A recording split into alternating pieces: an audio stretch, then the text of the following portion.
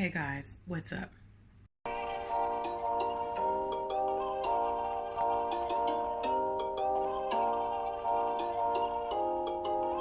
Jimmy on the beat, boy.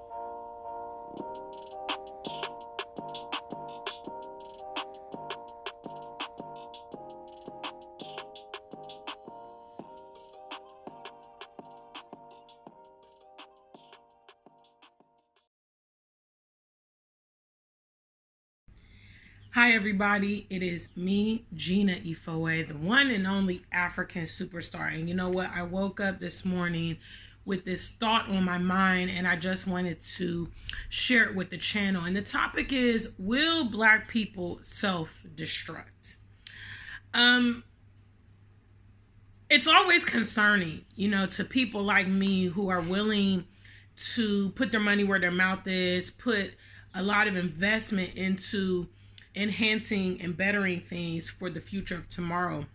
It's always really discouraging when you see so many of your peers, fighting against you, completely oblivious, playing for the other team, filled with emotional problems, low self-esteem. And this is the question I really want to pose, because all jokes aside, guys, despite the differences that we all share, even being here on the continent and so on and so forth, the cultural differences and those kind of things.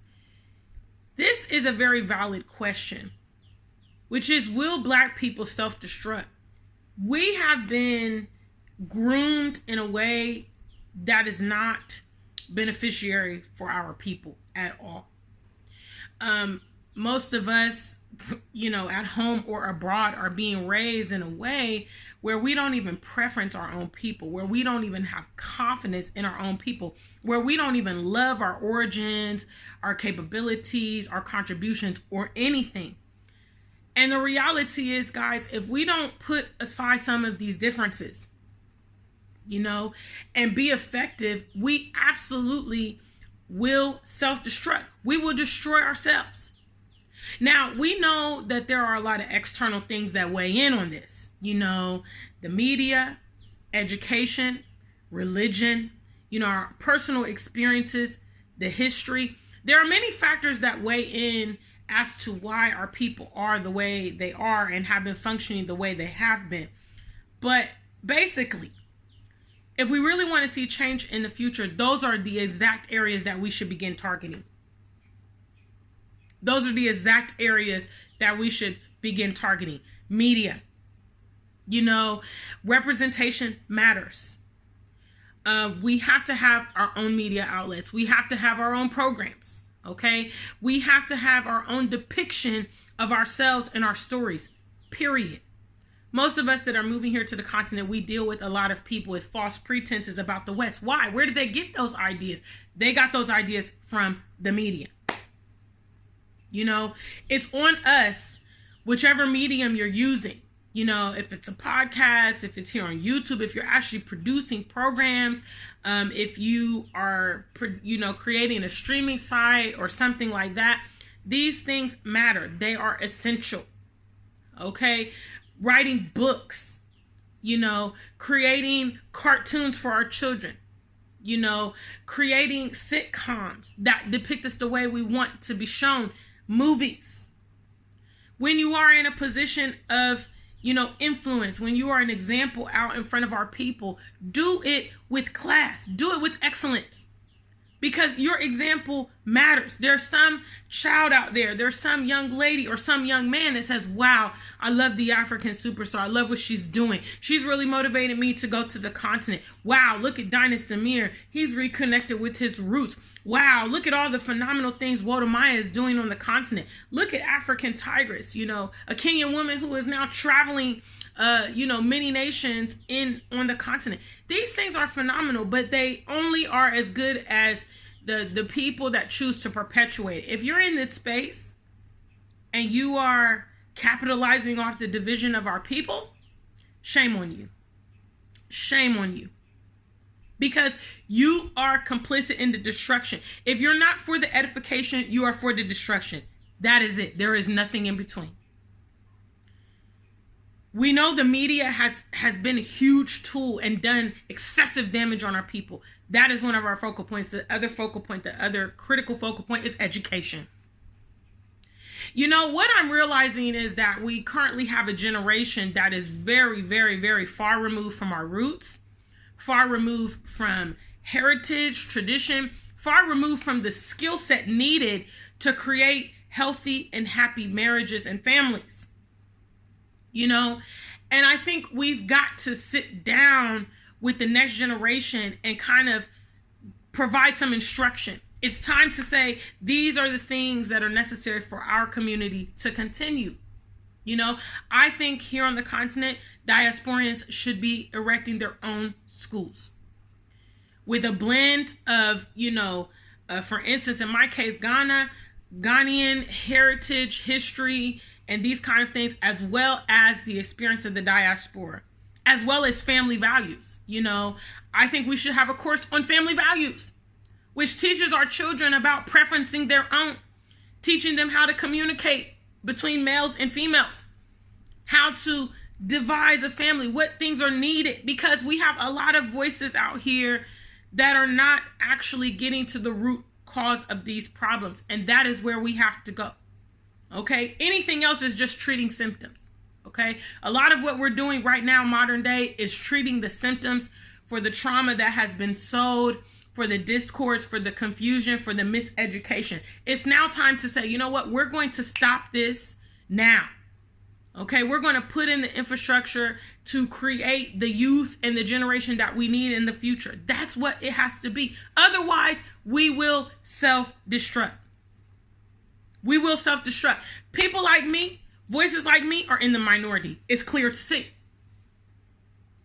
It's clear to see, which means my kind is getting extincted every day because we are not grooming up, you know, the next generation. You know, desperately I am, you know, trying to leave my imprint here on this continent. I know how important it is.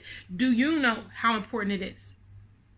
You know, why will you trust your enemy's assessment of your life and where in the direction of your life? It's crazy.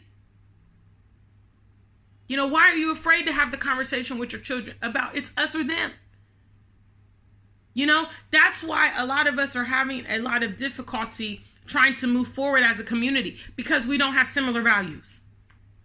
We don't have similar values. You know, there are the Pan-Africans that are B1 all day, and they're running into the people that are all about inclusion and all about diversity. And it creates a lot of, you know, static. And we've got to cut down on that. I'm telling you, the process will be so much more streamlined if we have a universal code. These are the things we want and need for our community to sustain itself. We have had countless leaders over the centuries that have given us the blueprint as to what we need to do. That is it. And honestly, it's now or never. I mean, assessing the mentalities that are here on the continent, you know, they are not groomed on self-preservation whatsoever, nationalism whatsoever. They have been a lot of them have been completely brainwashed that the West and the Western way and the way of the white man is the way forward. That spells self-destruction.